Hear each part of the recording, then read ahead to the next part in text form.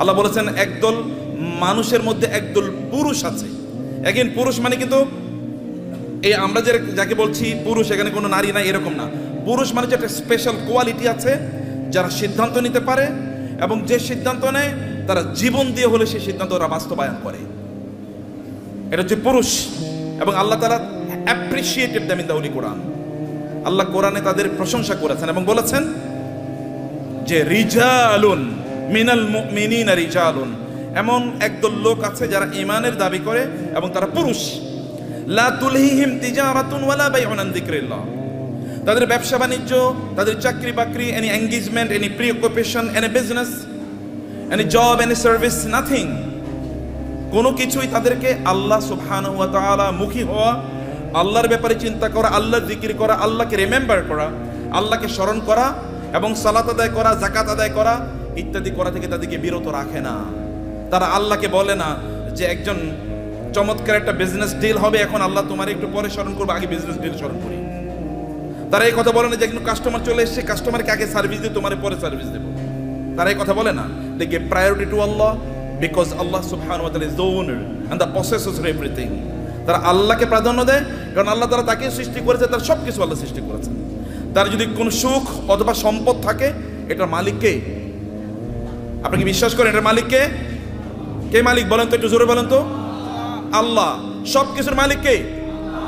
লিল্লাহি মুলকুস সামাওয়াতি ওয়াল আরদ মালিকাল মুলকি তুতিল মুলকা মান তাশা ওয়া তানজিউল মুলকা মিম্মান তাশা। সম্মানিত ভাইরা, আপনাদেরকে একটু উজ্জীবিত করতে চাইছিলাম। দুপুরবেলা তো ঘুমানোর সময় নাকি?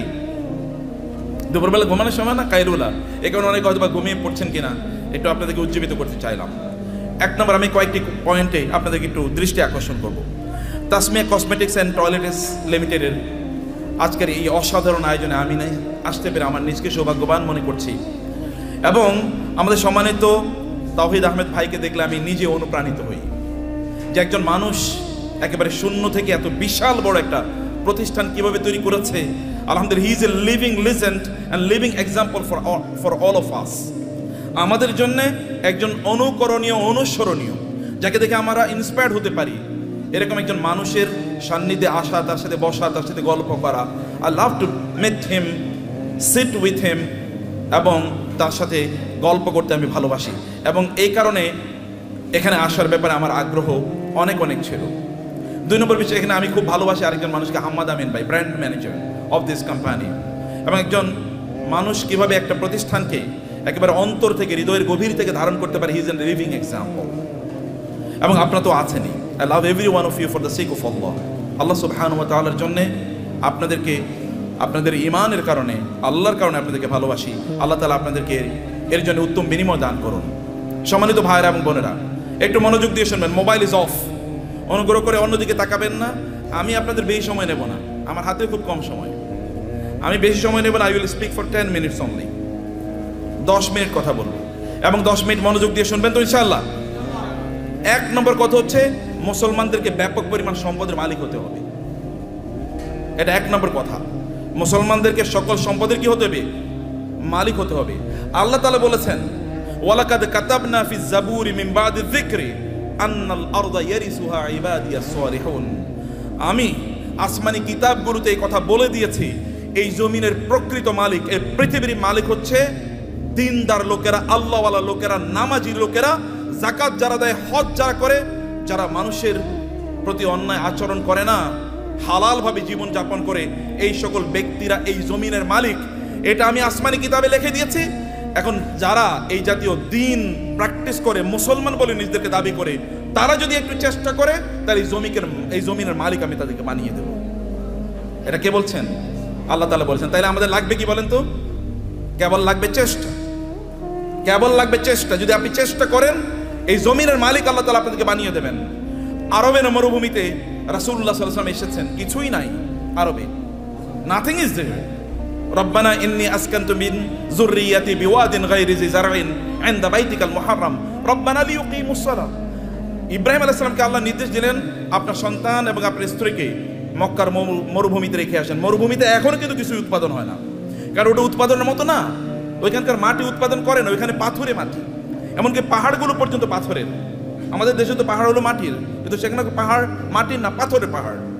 এখানে কিছুই উৎপাদন হয় না, এবং সেখানে কোনো সোর্স অফ ওয়াটারও নাই, পানিরও ব্যবস্থা নেই, জমজম ছাড়া কোনো পানির ব্যবস্থা নেই। তাহলে সেখানে উৎপাদন হবে কি দিয়ে? কিন্তু আল্লাহ তাআলা বললেন যে ইব্রাহিম আলাইহিস সালাম তার সন্তান এবং স্ত্রীকে এখানে রেখে এসে আল্লাহর কাছে দোয়া করলেন, হে আল্লাহ, এখানে রেখে গেলাম, এখানে তুমি আমার এই পরবর্তী প্রজন্মদের জন্য রিজিক হিসাবে ফল এর ব্যবস্থা করে দিও, ফল,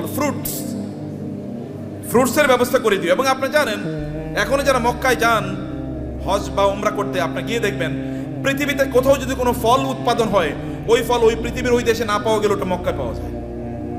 ইব্রাহিম আলাইহিস সালামের দোয়া, 1000 বছর আগের দোয়া, আল্লাহ তাআলা কবুল করে নিয়েছেন। ইব্রাহিম আলাইহিস সালাম তার সন্তানকে রেখে গেলেন, তার স্ত্রীকে রেখে গেলেন। দ্যাট ওয়াজ দ্য এফর্ট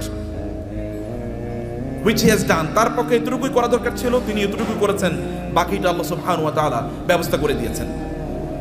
আল্লাহ তাআলা আপনাদেরকে লক্ষ্য করে বলেছেন, ওয়া'ইদ্দু লাহুম মাসতাতা'তুম মিন কুওয়াতিন ওয়া বিররিবাতিল খাইলি তুরহিবুনা বিহি আদুওয়াল্লাহি ওয়া আদুওয়াকুম। আচ্ছা, পৃথিবীর এখন সবচেয়ে বেশি সম্পদ কি মুসলমানদের হাতে নাকি অমুসলমানদের হাতে বলেন তো? আপনি কি আমার কথা বুঝতে পারছেন? পেছন থেকে বুঝতে পারেন নাই, বুঝতে পারছেন আপনারা? বলেন তো পেছন থেকে। আচ্ছা, পৃথিবীর সকল বেশি সম্পদের মালিক কারা, মুসলমানরা না অমুসলমানরা? অমুসলমানরা। কেন? আল্লাহ বলছেন মুসলমানরা মালিক হবে বেশি, আর অমুসলমানরা কেন মালিক হলো? What is the problem? Problem কোথায়? প্রবলেম হলো আমরা মুসলমানরা কেবল নিজেকে কনজিউমার বানাইছি, আমরা নিজেকে প্রডিউসার বানাই নাই। পৃথিবীর সবচেয়ে বড় বড় ব্র্যান্ডগুলোর মালিক কারা বলেন তো? পৃথিবীর সবচেয়ে বড় বড় ব্র্যান্ডগুলোর মালিক কারা? সব মুসলমান। আপনি যদি লিভার ব্রাদার্সের কথা বলেন তাহলে কি?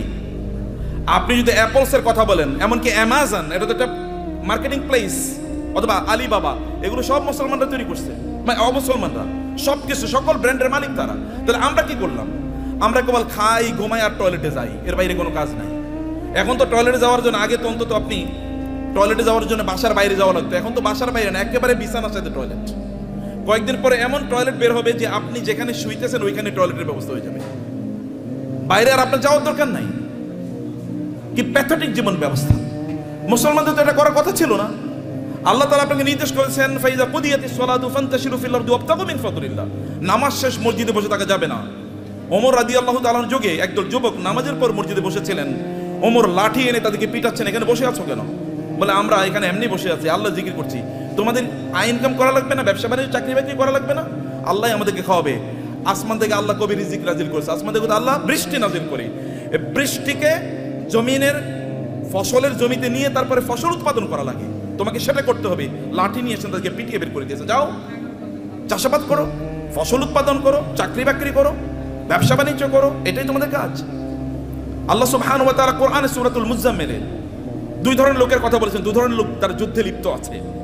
এক ধরনের লোক তারা আল্লাহর রাস্তায় জিহাদ করছে, আল্লাহর দ্বীনকে প্রতিষ্ঠা করার জন্য। আরেক দল লোক তারা টাকা পয়সা ইনকাম করার জন্য যুদ্ধ করছে। কারণ টাকা পয়সা যদি না থাকবে তাহলে মসজিদ নির্মাণ করবেন কোত্থেকে, মাদ্রাসা নির্মাণ করবেন কোত্থেকে, আর যারা যুদ্ধ করবে তাদের জন্য অস্ত্র কিনবেন কোত্থেকে? করার জন্য you need some people who will support this people. আপনি একদল লোক যারা এই সাপোর্ট দেবে আপনাকে, তাদের অর্থ থাকা লাগবে।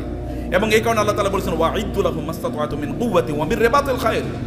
আল্লাহ তাআলা তার রাসূলকে বলেন, আপনি বলে দেন ওরা যেন ঘোড়ার আস্তাবল তৈরি করে, ওরা যেন ঘোড়া প্রোডাকশনের জন্য হাউস তৈরি করে। ঘোড়া প্রোডাকশন হাউস তৈরি করতে হলে কি কি লাগবে আপনি জানেন? আপনাকে ফার্ম তৈরি করতে হবে, ঘোড়ার ফার্ম। ঘোড়ার ফার্মে লাগে কি? ঘোড়ার ফার্মে লাগবে, তাহলে ঘোড়াকে প্রজনন করার জন্য একটা পদ্ধতি লাগবে, রিপ্রোডাকশন প্রসেস লাগবে, এবং ডাক্তার লাগবে, কারণ এখানে বিভিন্ন ধরনের রোগ তৈরি হবে, রোগের চিকিৎসা করার জন্য।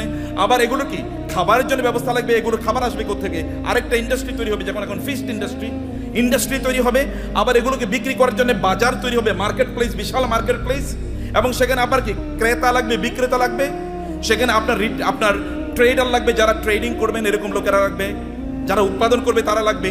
আবার এদেরকে লালন পালন করার জন্য এই ঘোড়াগুলো একদল প্রশিক্ষিত লোক লাগবে, যারা সার্ভিসম্যান, যারা সার্ভিস দেবেন।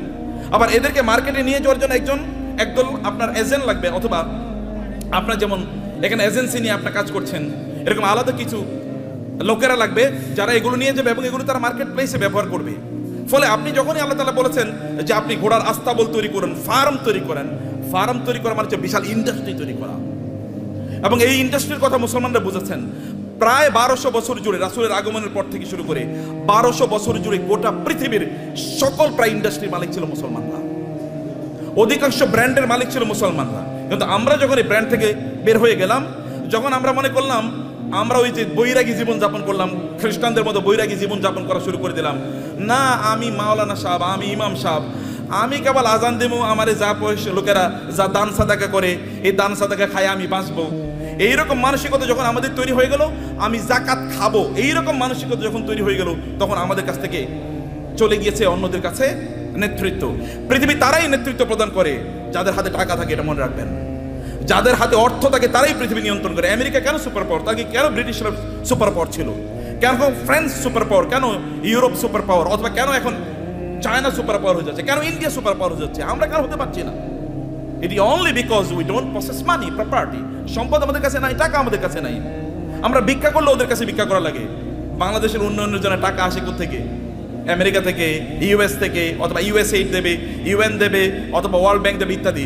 ওগুলো কি আমাদেরকে কি দেয়? সাদাকাই তো দেয়। জাকাত মানে জাকাত হয়তো বা তারা দেয় না, তারা সাদাকা দেয়, তারা চ্যারিটি করে, তারা দান করে আমাদেরকে।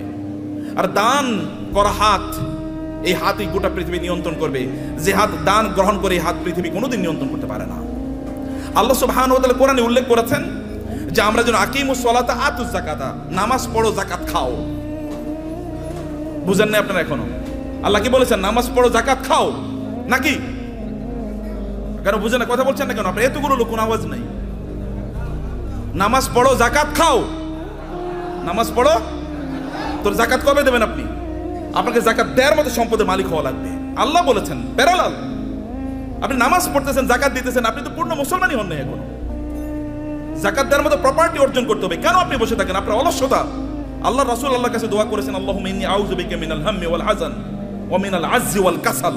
হে আল্লাহ, আমি অক্ষম অথবা অলস, এই দুটা থেকে আল্লাহর কাছে তিনি আশ্রয় চেয়েছেন। আমি অক্ষম যে আমি আয় ইনকাম করতে পারি, আমি অলস, আমি ইনকাম করার জন্য বাস রাস্তায় বের হই না, আমি বাজারে যাই না, আমি মানে প্রোডাকশন হাউস তৈরি করি না, অথবা আমি ট্রেডিং সেন্টার তৈরি করি না, আমি বৈশা থাকি আর খাই, এবং আমি তোমার কাছে মান্না সালোয়ার জন্য দোয়া করি, তুমি আমার জন্য মান্না সালোয়া পাঠাইও।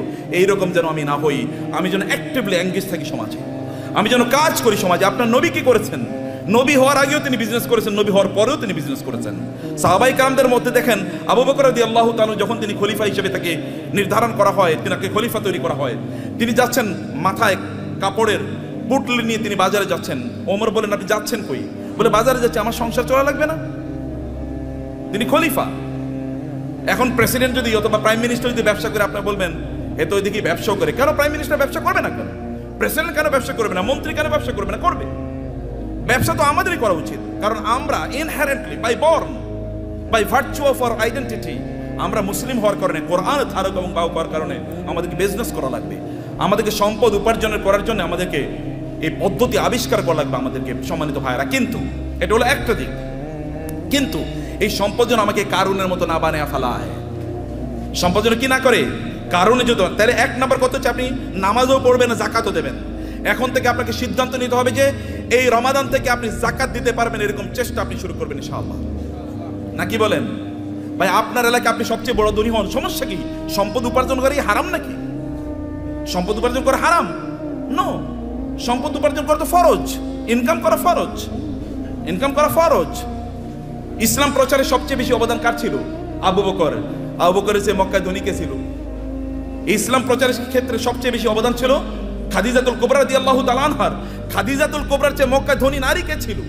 ইসলাম প্রচারের ক্ষেত্রে, ইসলাম প্রতিষ্ঠার ক্ষেত্রে ওসমান ইবনে আফফান রাদিয়াল্লাহু তাআলা সবচেয়ে বেশি অবদান ছিল। এখনো আরবে, সৌদি আরবে, এখনো মদিনাতে ওসমান ইবনে আফফানের নামে এখনো ওইরকম বাগান আছে, যে বাগান থেকে এখনো যে উৎপাদন, এগুলো এখনো দিনের কাজে লাগে, এখনো চ্যারিটি হিসেবে সারা পৃথিবীতে সেগুলো টাকা পৌঁছে যায়। এখনো যে মক্কায় যে ক্লক টাওয়ার আপনারা দেখেন, এটা কিন্তু সাদাকা, এটা কিন্তু ওয়াকফের। এখানকার টাকা যা ইনকাম, এগুলো কিন্তু মানব কল্যাণে। আপনাদের দেশে হয়তো বা এখানকার কল্যাণের টাকা চলে আসে। তা আপনাকে তো এরকম অর্থবৃত্তের মালিক আপনাকে হওয়া দরকার। অর্থ ইনকাম করতে হবে, ফরজ। এর কারণে আপনি তখন, কারণ এদের অবস্থা দেখেন, আবু বকরের মতো গোটা পৃথিবীর সকল মুসলমানকে যদি একত্রিত করা হয়, আবু বকরকে যদি একত্রিত করা হয় রাদিয়াল্লাহু তাআলা আনহু, তাইলেও আবু বকরের আমলের দাড়িপাল্লাটা অনেক ভারী হয়ে যাবে। কেবল ইবাদত করেই, এই তথাকথিত, এই যে কথিত যে ইবাদত আছে, এই রিচুয়াল, আপনি নামাজ পড়লেন, কোরআন তেলাওয়াত করলেন, ইত্যাদি ইত্যাদি, এর মাধ্যমে এই জায়গায় যাওয়া যায় না। You need financial contribution to the establishment, to the preaching and the propagation of Islam. ইসলামকে মানুষের কাছে পৌঁছে দেওয়ার জন্য আপনার অর্থনৈতিক অবদান লাগবে। এই অবদানের কারণে আল্লাহ সুবহানাহু ওয়া তাআলা নামাজকে যেমনিভাবে ফরজ করে দিয়েছেন, তিনি আমাদের জন্য জাকাতকেও ফরজ করে দিয়েছেন। এখন আপনি বলবেন যে আমি টাকার মালিক হলে যেন জাকাত দেবো। আল্লাহ বলছে তুমি টাকার মালিক হয়ে জাকাত দাও, তোমার জন্য ফরজ। টাকার মালিক হয়ে জাকাত, আল ইয়াদুল উলিয়া খায়রুম মিনাল ইয়াদিস সুফলা। দানের হাত আল্লাহর কাছে প্রিয়। যে ব্যক্তি দান করে তার যে মর্যাদা, যে নেয়ার মধ্যে কি সওয়াব আছে নাকি? যে ঠিক আছে ভাই আপনি ভিক্ষা করেন রাস্তায়, ভাই আমার একটু দেন না, এরপরে আপনার আমল নামায় কেবল সওয়াব ঢুকতে থাকবে, সওয়াব ঢুকতে থাকবে নাকি? তাহলে সবাই ভিক্ষা, এবং মুসলমানরা প্রায় ভিক্ষার জাতি হয়ে গেছে। মাহফিল করলেও ভিক্ষা লাগে, মসজিদ বানাইলেও ভিক্ষা লাগে। কেমন অবস্থা এটা? এটা কেন আপনারা করলেন? আপনারা কেন ইসলামকে এরকম জায়গায় নিয়ে আসছেন? আমরা কেন নিয়ে আসছি? আমি আলেমদের কথা বলছি, আপনাদের বলছি না। কেন এই জায়গায় নিয়ে আসবেন? এই জায়গায় আনার কথা ছিল না। You do something in order to earn money. আপনি মর্যাদার সাথে পৃথিবীতে বেঁচে থাকবেন, আপনি দেবেন, এরকম জায়গায় আপনি যাবেন। ওমর রাদিয়াল্লাহু আনহু যুগে জাকাত নেওয়ার মতো লোক পাওয়া যায় নাই। মুসলমানদের অবস্থা দেখেন, মরুভূমিতে আফ্রিকাতে লোকজন আফ্রিকা থেকে জাকাতের টাকা নিয়ে এসে ওমর কাছে আসে, ওমর রাদিয়াল্লাহু আনহুর কাছে আসে। ওমর বলে এগুলো কি? বলে জাকাতের টাকা। এখানে নিয়ে আসছে কেন? মদিনায় তো জাকাত নেওয়ার মতো কোনো লোক নাই, মক্কায় জাকাত নেওয়ার মতো কোনো লোক নাই। আমাদের আফ্রিকাতেও তো জাকাত নেওয়ার মতো কোনো লোক নাই। কর্ম কি? আফ্রিকাতে জাকাত নেওয়ার মতো কোনো লোক নাই যখন মুসলমানদের শাসন চলেছে। এখন আমরা সব জায়গায় ভিক্ষা। আফ্রিকা মানে হচ্ছে ভিক্ষুকের জাতি, অথবা আন্ডার ডেভেলপ, লিস্ট ডেভেলপড, অথবা সবচেয়ে অনুন্নত দেশ। বাংলাদেশ মানে হচ্ছে ফকিরের দেশ, আমরা এরকম মনে করে থাকি। আপনাদেরকে দায়িত্ব নিতে হবে এই বাংলাদেশের মুসলমানদেরকে, অথবা এই সমগ্র জাতিকে অবশ্যই দারিদ্র থেকে অথবা এই ভিক্ষাবৃত্তি থেকে জাতিকে উদ্ধার করতেই হবে আমাদেরকে। এবং কিছু ব্র্যান্ড ডেভেলপ করেন, ডু সামথিং। এটাও আবাদত। বিজনেসের চেয়ে বড় আবাদত নাই। বিজনেসের লোকেরা জান্নাতে নবী রাসূলদের সাথে থাকবে, আল্লাহ রাসূল বলেছেন। যারা বিজনেস করে, সৎ বিজনেস করে, তারা নবী রাসূলদের সাথে থাকবে জান্নাতে। অন্যরা কিন্তু এরকম থাকতে পারবে না। আমার মতো এরকম খালি দাওয়াত দিয়ে গেলাম আর আপনার কাছে আসলাম, আশা করছি কিছু টাকা দিলে এরপরে আমার সংসারটা চলবে, আছে কিনা এরকম? আপনার প্রফেশন কি? ব্যবসা কি? আপনার চাকরি কি? কয়লা আমি ওয়াইজ হলো আমার চাকরি। ওয়াইজ কোনো চাকরি নাকি? ওয়াজ কি কোনো চাকরি? কিন্তু আমাদের দেশে এটা চাকরি হয়ে গেছে। আপনার চাকরি কি? আমি ইমামতি হলো আমার চাকরি? নো, ইমামতি চাকরি না। আমার এরকম হওয়া দরকার ছিল। আমার সাইড বিজনেস আছে, বাকি কাজগুলো আমি এভাবে করি। প্রিয় ভাইরা, বলছিলাম 10 মিনিট, মনে 10 মিনিট হয়ে গেছে। আচ্ছা, লাস্ট 2-3 মিনিট আপনাদেরকে শেষ করে দিই। তার মধ্যে ইয়ার রব না, ভাই আছেন, যে শেখরা আছেন, ওনার কথা বলবেন। আপনারা তো প্রচন্ড রাগান্বিত ভীতে, তাই না? রাগ করছেন তো কথা শুনে? আচ্ছা, পিছন থেকে কানো আওয়াজই শুনি না, ঘটনা কি? এই পিছনে একটু ক্যামেরাটা ধরেন তো দেখি সবাই আছে কিনা জীবিত। জীবিত আছেন নাকি? মাশাআল্লাহ মাশাআল্লাহ মাশাআল্লাহ। একটু হাতটা নাড়ান তো দেখি, হাতের ব্যায়াম হোক। গুড, ঠিক আছে, নামান, হাত নামান। ভাইরা আমার, সম্পদের মালিক হওয়ার জন্য আমি আপনাকে অনুপ্রাণিত করছি। আপনার সম্পদের মালিক হন, কিন্তু সম্পদের মালিক কারুনের মতো হওয়ার জন্য করবেন না। আল্লাহ সুবহানাহু ওয়া তাআলা সূরাতুল কাসাসে কারুনের ঘটনা বলেছেন। যদি সময় পান তাহলে আজকে বাসায় গিয়ে সূরাতুল কাসাসে এই কারুনের আয়াতগুলো, যেখানে আল্লাহ তাআলা বলেছেন ইন্না কারুনা, আয়াত নাম্বার হচ্ছে 40 থেকে শুরু করে 76 থেকে শুরু করে কারুনের ঘটনা পড়বেন। সূরাতুল কাসাস। ইন্না কারুনা কানা মিন কওমি মূসা ফাবাগা আলাইহিম ওয়া আতাইনাহু মিনাল কুনুজি মা ইন্না মাফাতিহাহু লাতানু বিল উসবাতি উলিল কুওয়া ইয ক্বালা লাহু কওমুহু লা তাফরাহ ইন্নাল্লাহা লা ইউহিব্বুল ফারিহিন। আল্লাহ সুবহানাহু ওয়া তাআলা বলেছেন, কারুনের গল্প আমাদেরকে বলছেন। তাহলে আমার আলোচনা দুটো পার্ট, এর একটা পার্ট আমি শেষ করলাম। আপনাদেরকে সম্পদের মালিক হতে হবে, প্রচুর পরিমাণ সম্পদের মালিক হতে হবে, যেন মানুষ যেন না বলে মুসলমানরা ভিক্ষুকের জাতি। আপনি যেন দিতে পারেন, অন্যরা যেন আপনাদেরকে দেখে বলে যে না, এ তো মুসলমান, এর মতো হতে হবে, আপনি তার মতো হতে। এখন আমরা এক্সাম্পল দিতে গিয়ে, এখন আমরা ধরেন তৌহিদ ভাই ছাড়া আর কাউকে এক্সাম্পল দেওয়ার মতো লোক পাচ্ছি না। মানে যারা দিন প্র্যাকটিস করে, আবার অনেক সম্পদের তারা প্রবাহ তৈরি করেছে সমাজে, নিজেই কেবল সম্পদের মালিক হয় না, সম্পদের মালিক বানানোর রাস্তা তৈরি করে দিয়েছে। এরকম লোক আমার সামনে খুব বেশি নাই। আমি বলতে গেলে বিল গেটসের কথা বলে, ওয়ারেন বাফেটের কথা বলতে হয়, এলিয়ন মাস্কের কথা বলা লাগে। তো মুসলমানদের এলিয়ন মাস্ক কই? মুসলমানদের যদি আপনি দেখেন, বিভিন্ন আরবের যে সকল শেখরা আছে, ওই যে আরবের রাজা বাদশারা, কেবল ওদের নাম শুনলেই শোনা যায় ওই দেশে তার বিশাল একটা কি আছে, একটা রেস্ট হাউস আছে, ওইখানে ওই সমুদ্রের তীরে তার বিশাল একটা বাংলো আছে, হাবিজাবি ইত্যাদি ছাড়া আর কিছুই আলোচনা শুনি না। আর যখন আপনি এলন মাস্কের কথা শোনেন, তখন আপনি শোনেন যে ওই যে ইয়ের দেশে, চাঁদের দেশে এখন জায়গা বেচতেছে, জায়গা বিক্রি করতেছে, ওইখানে কি করে। অথবা বাংলাদেশে তার স্টারলিংক আসবে, গ্রাম অঞ্চলে সুপার স্পিডে আপনি ইন্টারনেট পাবেন। অথবা টেসলার মাধ্যমে এমন গাড়ি তৈরি করছে, ওখানে কোনো কি লাগবে না, ড্রাইভার লাগবে না। এরকম একটা কথা বলেন তো আপনি মুসলমানদের, এটা কেমন জাতি? 300 কোটি মুসলমান বলা হয়, অথবা কমপক্ষে তো 200 কোটি। গোটা পৃথিবীতে মানুষ 800 কোটি, এর মধ্যে প্রায় 250 কোটি মুসলমান। 250 কোটি মুসলমান একটা টেসলার মতো জিনিস তৈরি করতে পারলো না, একটা আইফোনের মতো প্রোডাক্ট তার নাই। অথবা তার একটা কি, এই যে আমরা ইয়ের গাড়ি কি বলে, কিসের গাড়ি, এই যে মানে আমাদের বাংলাদেশে এটা কি যে কি গাড়ি জানো, এটা আপনার মানে এক্স করোলা, মানে করোলা টাইপের একটা গাড়িও তো বানাইতে পারেন আপনি। বলেন তো একটা ব্র্যান্ডের নাম বলেন তো মুসলমানদের গাড়ির, একটা হুন্ডার নাম বলেন তো, একটা সাইকেলের নামই বলেন। আরে সাইকেলের নাম তো বহুত পরের কথা। এই যে সাইকেলের যে শিখ ব্যবহার, ওগুলো কি বলে, হ্যাঁ শিখ বলে না? এরকম বানাইছে মুসলমানরা, দেখেন তো, এটাও তো চায়না থেকে আপনার আনা লাগে। তাহলে কি আমরা কি বানাইছি, করছি কি? কেবল খাও দাও ফুর্তি করো, দুনিয়াটা মস্ত বড়, এরকম টাইপ ছাড়া কোনো কিছু নাই। খাও ঘুমাও এবং সিনেমা দেখো আর ফেসবুক টিপাও। যে ফেসবুক বানাইছে ওর নিজেরও অ্যাকাউন্ট হয়তো বা নাই, কিন্তু আপনি এটা নিয়ে সারাদিন রাত ব্যস্ত আছেন। ও যে ইউটিউব বানাইছে ওইটা ব্যবসায়ী হাউস, তার এখান থেকে সে বিলিয়নস অফ ডলার্স ইনকাম করে নিচ্ছে, কিন্তু আপনি ওইটাই দেখেন এবং আপনি বলেন পাগলের সুখ মনে মানে আপনি, আমি কত সুখী, সারা রাত বইরা সিনেমা দেখতেছি, মজা কারে বলে? Stupid lifestyle. নো, আল্লাহ আপনাকে এই জন্য তৈরি করেন নাই, হিউজ প্রোডাক্টিভিটি তৈরি করেছেন এবং আল্লাহর মার্সি আপনার উপর আছে। আল্লাহ সুবহানাহু ওয়া তাআলা আপনাকে সেরকম ক্যারিশমা দিয়ে তৈরি করেছেন এবং এই কারণে আপনার এলাকায় আপনি সবচেয়ে বেশি সম্পদের মালিক হন এবং এর মাধ্যমে আপনি ওই এলাকাটাকে উন্নয়নের কাজ করেন। ওইখানে এমন কোনো মসজিদ না থাকুক যে মসজিদে আপনার কন্ট্রিবিউশন নাই, এমন কোনো মাদ্রাসা না থাকুক যেখানে আপনার কন্ট্রিবিউশন নাই, এমন কোনো দিনই কাজ না থাকুক যেখানে আপনার কন্ট্রিবিউশন নাই। লোকেরা যখন চিন্তা করবে আমরা এখানে একটা দিনই কাজ করতে চাই, তখন সবার আগে আপনার নাম মনে পড়বে, অমুকের কাছে যাই। যেমনিভাবে লোকেরা কোনো দিনই কাজ করলে, রাসূলের কোনো দিনই কাজের প্রশ্ন দেখা দিলে তার সবার আগে মনে পড়তো কার নাম? আবু বকরের নাম, আবু বকর নাম মনে পড়তো, অথবা ওসমান নাম মনে পড়তো, কারণ কেউ তাদেরকে সুপারসিড করতে পারতো না। সম্মানিত ভাইয়েরা এবং বোনেরা, সে কারণে পজিটিভলি অ্যাক্টিভলি সময় কাটান। মনে রাখবেন প্রত্যেকটা সেকেন্ডের জন্য আল্লাহকে জবাবদিহি করতে হবে, আল্লাহর কাছে, আল্লাহর কাছে আপনাকে জবাবদিহি করতে হবে প্রত্যেকটা সেকেন্ডের জন্য। ওয়াল আসরি ইন্নাল ইনসানা লাফি খুস, মানুষ সৃষ্টিগতভাবে বিপদের মধ্যে আছে।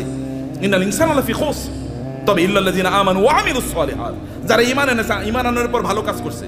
যাকাত যদি ইসলামের তৃতীয় স্তম্ভ হয়, আমরা বলি নামাজ রোজা, নামাজ রোজা, আল্লাহ বলছেন নামাজ জাকাত, নামাজ জাকাত, নাকি আমরা কি বলি? নামাজ রোজা, কিন্তু আল্লাহ কি বলেছেন? নামাজ জাকাত। কারণ দুটোকে একসাথে বলেছেন। এই দুটোকে একসাথে আপনাকে যদি আপনি করতে পারেন, তাইলে তো আপনি ইসলামের 5টা স্তম্ভ আপনি পালন করলেন। আপনি 5টা স্তম্ভ কয়জন পালন করছেন এর মধ্যে আপনি বলেন, কেন 5টা স্তম্ভ আপনি পালন করলেন না? এই 5টা স্তম্ভের উপর তো ঘর নির্ভর করে, এই গোটা ইসলাম নির্ভর করছে 5টা স্তম্ভের উপর। আপনি কেন হজ করতে পারলেন না? আপনি কেন জাকাত দিতে পারলেন না? এই দুটো তো ইসলামের স্তম্ভ।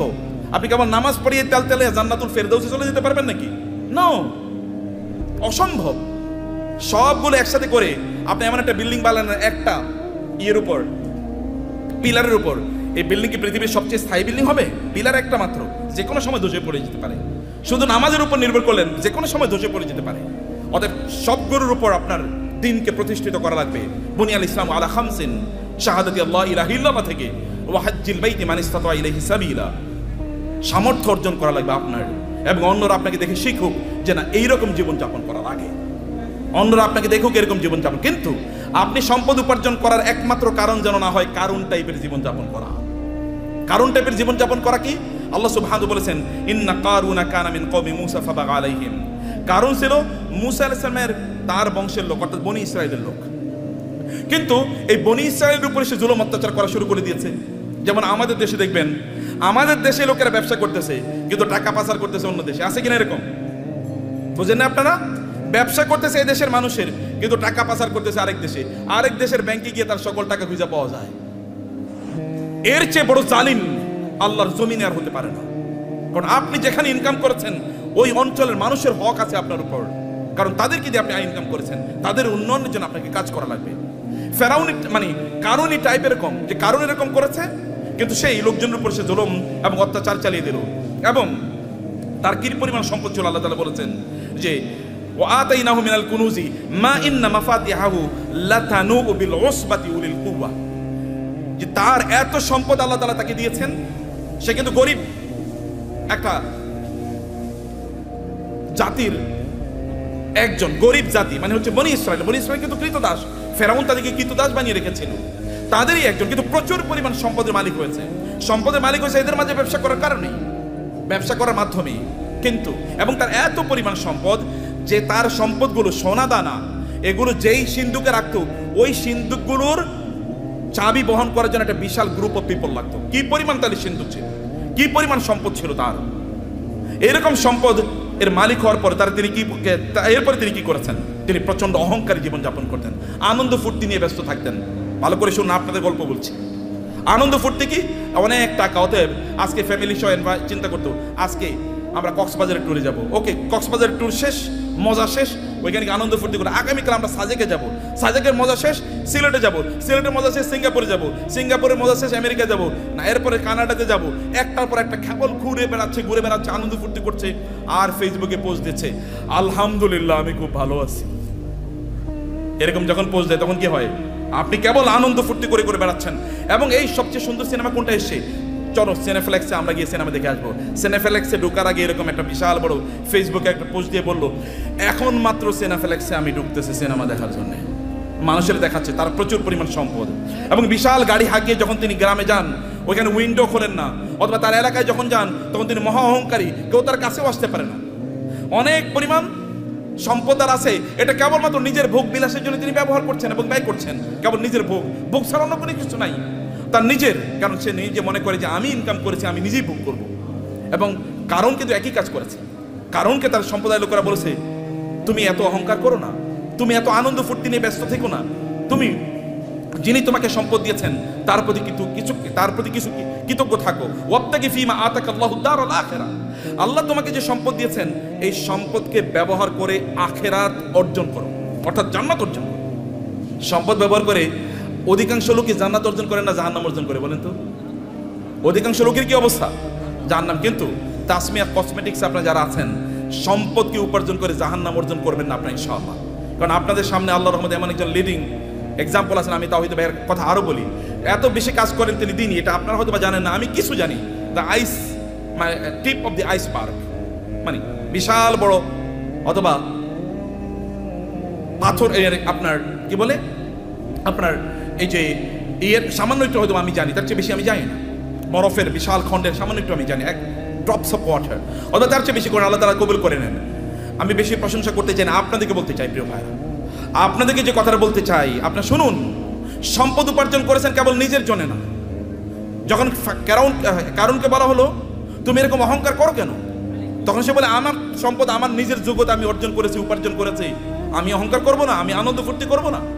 আমার তো থাকবে গাড়ি একটা না, গাড়ি 10টা থাকবে। এবং আপনি মানে খাবেন হচ্ছে এতটুকু, কিন্তু আপনি 10 জনের খাবার আপনি নষ্ট করবেন। আপনার লাগবে একটা, কিন্তু আপনি 10টা ব্যবহার করছেন। আপনার শার্ট আছে প্রায় 200, কোনটা যে কবে পড়বেন আপনি জানেন না। যদি প্রতিদিন একটা করে পড়েন তাইলে এরপরে সর্বশেষ শার্টটা পরার জন্য 3 বছর পরে শার্ট পড়তে পারবেন। এইভাবে আপনি আপনার লাইফস্টাইলকে তৈরি করে রেখেছেন। এটা ছাড়া আপনি কোনো কিছুই বুঝেন নাই। এবং মানুষকে আপনি দেখিয়ে বেড়ান আপনি কি পরিমাণ সম্পদের মালিক হয়েছেন। সম্পদের মালিক ব্যক্তি তার নিজের যোগ্যতা হতে পারে না। আপনি তাওহীদ ভাইকে জিজ্ঞেস করে দেখেন, সম্পদের মালিক হওয়ার জন্য আল্লাহর স্পেশাল অনুমোদন লাগে, আল্লাহর রহমত লাগে। আল্লাহর রহমত না দিলে কোনোদিন কেউ সম্পদের মালিক হতে পারে না।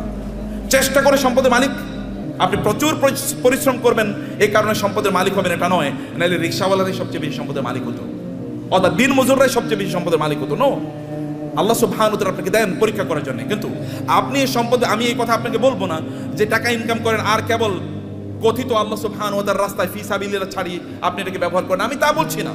আমি বলছি হারাম কাজে এগুলোকে ব্যবহার করেন না, সিনেমা দেখার জন্য ব্যবহার করবেন না। লেটেস্ট কি সিনেমা তৈরি হয়েছে এটা নিয়ে কিনে নিয়ে আসো এবং সবাইকে নিয়ে আনন্দ ফুর্তি করে বেড়াবেন, অথবা আপনার ছেলে মেয়ে ওয়াইফ ইত্যাদিকে নিয়ে বাচ্চাদেরকে নিয়ে আপনি যাবেন বিভিন্ন জায়গায় বেড়ানোর জন্য। আনন্দ ফুর্তিতে মেশে থাকবেন, লাল পানি খাবেন, অথবা জুয়া খেলবেন, অথবা অন্যান্য ফুর্তি ফ্যাশন করে বেড়াবেন। সেখানে কোনো দিনই পরিবেশ নাই, দিনই কোনো আচরণ নাই, এবং এর মধ্যে আপনি আনন্দ খুঁজে বেড়াচ্ছেন। আপনার টাকা আপনি এইভাবে ব্যয় করছেন। এই অর্থ ব্যয়ের মাধ্যমে আপনি জান্নাত কিনছেন না জাহান্নাম কিনছেন? আপনি কিনছেন জাহান্নাম, অথচ আল্লাহ অনুগ্রহ করে আপনাকে সম্পদ দিয়েছেন। আপনার সম্পদ ব্যবহার করে আপনি জান্নাত কেনেন। এগুলোকে হালাল উপায় ব্যবহার করলে আপনার জান্নাত কেন হয়ে যায়? আপনি হালাল ভাবে চলেন, নো প্রবলেম। এমনকি আপনার স্ত্রীর জন্য যদি আপনি গোলাপ ফুল কিনে নিয়ে যান, সেটাও আপনার জন্য কি, সেটাও কি সওয়াব। বলবে নতুন ফতোয়া নিয়ে আসছে, নতুন ফতোয়া, এটাই পুরান ফতোয়া, এটাই পুরান ফতোয়া। আপনার স্ত্রীর জন্য আপনি টাকা ইনকাম করেছেন, স্ত্রীর জন্য গোলাপ ফুল কিনে নিয়ে যান, তার জন্য নতুন একটা আইটেম কিনে নিয়ে যান এবং তাকে খুশি করেন, কারণ তাহলে আপনার সংসার ঠিক থাকবে, আপনার সন্তানটা ঠিক মতো চলবে। এটাও কি? এটাও দিনদারি, এটাও ইবাদত। অতএব আপনি হালাল পথে আপনার সম্পদগুলো ব্যবহার করেন, এর মাধ্যমে আপনি ওয়াবতাগি ফীমা আতাকাল্লাহু দারাল আখিরা ওয়ালা তানসা নাসিবাকা মিনাদ দুনিয়া। আমি বলি না আপনি সাজেকে যাবেন না, আমি বলি না সিলেটে যাবেন না, আমি বলেছি ওখানে যান এবং আপনার সন্তানকে নিয়ে আপনি সেখানে জামাতের সাথে নামাজ আদায় করুন। লোকেরা দেখুক যে পর্যটনে এসেও তারা কি করছে, জামাতে তারা নামাজ আদায় করছে, মিস করছে না। আপনি বিচে তখন যান যখন নামাজের সময় না, লোকেরা দেখুক যে তিনি নামাজকে প্রায়োরিটি প্রদান করছেন। লোক ওইখানে গিয়েও আপনি দান সাদাকা করুন, লোকেরা দেখুক যে লোকটা আল্লাহ সুবহানাহু ওয়া তাআলাকে আনন্দ করতে এসে আল্লাহকে ভুলেন নাই, আল্লাহকে তিনি তার প্রায়োরিটির মধ্যে রেখেছেন। ওইখানে আপনি গিয়েছেন, এখন অর্ধ উলঙ্গ হয়ে আপনি ঘুরবেন না, আপনার স্ত্রী তিনি সেখানে পর্দার মধ্যে থাকবেন না, আপনি তাকে দেখিয়ে দেখিয়ে শোপিসের মধ্যে চিড়িয়াখানার চিড়িয়ার মতো তাকে এরকম দেখায় দেখায় বেড়াবেন, এরকম করবেন না। তাইলে আপনি কি হলো, আপনার সম্পত্তি আপনি জান্নাত উপার্জন করলেন, জাহান্নাম আপনি উপার্জন করলেন না। আপনার সম্পদের কারণে অন্যকে ছোট তুচ্ছ তাচ্ছিল্য করে দেখবেন না, দেখাবেন না। আপনার ড্রাইভার তাকে তুই করে বলা, আপনার সন্তানও তাকে তুই করে বলে, আপনি তুই করে বলছেন। আপনার বাসায় বুড়ো মহিলারা কাজ করে, তাদেরকে আপনি তুই করে বলছেন, আপনি নিজেও তুই করে বলছেন, আপনার বাচ্চারও তুই করে বলে। এটা কেমন কথা হলো? কিন্তু তো আপনার মায়ের সমান বয়সের, আল্লাহ তাকে না দিয়ে পরীক্ষা করছেন, আপনাকে দিয়ে পরীক্ষা করছেন। লাইফস্টাইলে অহংকার যদি কেউ করে, তাহলে কারণের অবস্থা কি হয়েছিল? এত ব্যাপক পরিমাণ সম্পদ, লোকেরা তাকে দেখলে বলতো, আহা কারণের মধ্যে যদি সম্পদ আমার থাকতো, আমাদের থাকতো। কিন্তু কোনো এক সময় কারণের এই আনকন্ট্রোল জীবনযাপনের কারণে আল্লাহ তাকে ধ্বংস করে দিয়েছেন, মাটির নিচে তাকে এবং তার সম্পদকে মাটির নিচে পুঁতে দিয়েছেন। তখন লোকেরা বলো, আল্লাহ আমাদেরকে বাঁচিয়েছেন, আমরা কারণের মতো হই নাই, আল্লাহ আমাদেরকে বাঁচিয়েছেন।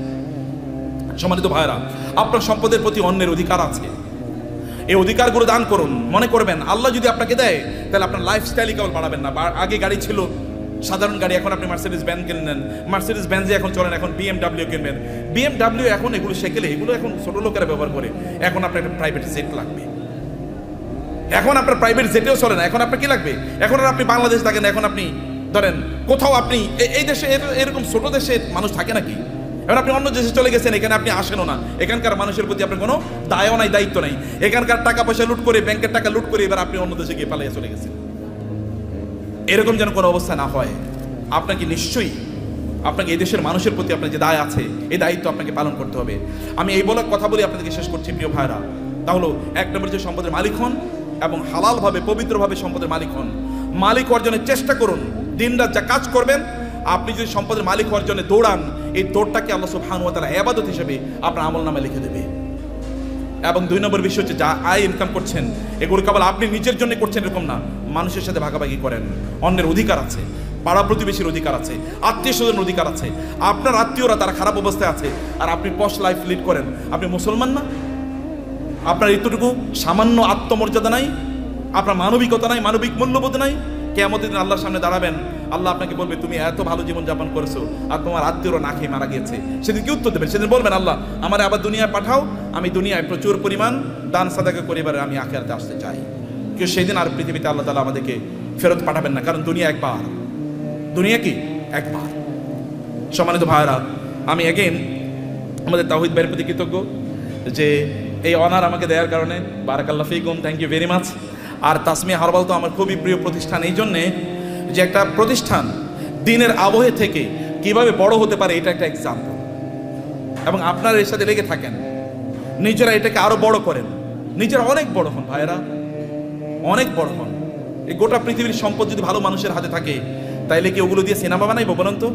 আচ্ছা, আমাদের তৌহিদ ভাই কি ওনার টাকা দিয়ে সিনেমা বানাইবো কোনোদিন? নাটক বানাবে? LGBTকে প্রমোট করবে? অশ্লীলতাকে প্রমোট করবে? কোনো কিছু করবে না। হলে ভালো কাজে চলবে, অথবা এই যে আপনাদের জন্য ব্যয় হবে, অথবা দেশের উন্নয়নে সেটা কাজে লাগবে। এরকম মানুষের হাতে সম্পদ থাকা উচিত, এবং আপনি নিজকে ওরকম একজন রোল মডেল তৈরি করেন, এরকম একজন মানুষের পরে। এটা কিন্তু আল্লাহর নির্দেশ। আমি কিন্তু আল্লাহর কথাগুলো আপনাকে বলে গেছি আমার ভাষায়, আল্লাহর ভাষায় তো আমি বলতে পারবো না, আমার ভাষায় আল্লাহর কথাগুলো আপনাদের ব্যাখ্যা করলাম। হে আল্লাহ, তুমি এই আয়োজনটাকে কবুল করে নাও, আজকের এই কনফারেন্সকে কবুল করে নাও, এই তাসমিয়া হারবালকে তুমি কবুল করে নাও আল্লাহ, এবং এটাকে বাংলাদেশের লিডিং বিজনেস হাউস হিসেবে কবুল করে নাও আল্লাহ। আল্লাহ, এখানে যারা এর সাথে সম্পৃক্ত আছেন বিভিন্নভাবে, আল্লাহ সবাইকে তুমি কবুল করে নাও আল্লাহ, এবং সবার ব্যবসার মধ্যে তুমি বারাকা দান করো আল্লাহ। আর এরা সবাই যেন অন্যদের জন্য রোল মডেল হতে পারে, অন্যদের জন্য আদর্শ হতে পারে আল্লাহ। সবাইকে তুমি সেই স্ট্রেংথ এবং স্ট্যামিনা দান করো আল্লাহ। আমাদের সবাইকে আমাদের সম্পদ দিয়ে যেন আমরা আখিরাতে তোমার কাছে যেন একটা ঘর বানাতে পারি। আল্লাহ তোমার কাছে আমাদের জন্য ঘর বানায়া দিও, আমরা সেভাবে আমাদের সম্পদগুলোকে যেন ব্যয় করতে পারি এবং অন্যের প্রতি আমাদের যে দায় আছে, দায়িত্ব আছে, মানুষের প্রতি আমাদের যে দায় আছে সেটা যেন আমরা পালন করতে পারি। আমাদের সম্পদের কারণে যেন আমরা অহংকারী না হয়ে উঠি, আমরা কেবল যেন শো অফ না করি, আমি দেখাই যে আমার এরকম আছে এবং অন্যরা এটা দেখে ইনফেরিয়রিটি কমপ্লেক্স, এটা যেন না হয়। আপনি ভাবির জন্য বিশাল বড় গয়না কিনে নিয়ে গেলেন, এবার আপনার ওয়াইফ আরেকজনের, আপনার কোনো মানে তার কোনো কাজিনের অথবা তার কোনো বান্ধবীর অথবা অন্য কাউকে বললো, দেখো আমার স্বামী কিন্তু আমার এটা দিয়েছে, এরপরে উনি তো তার স্বামীর সাথে এবার ঝগড়া বিপদ লাগলো, আমার বান্ধবীর স্বামী এরকম দিয়েছে, তুমি আমারে দিলা না, তো তুমি তো আমার প্রতি জুলুম করছো, আমি তোমার বিয়া করে জীবনটা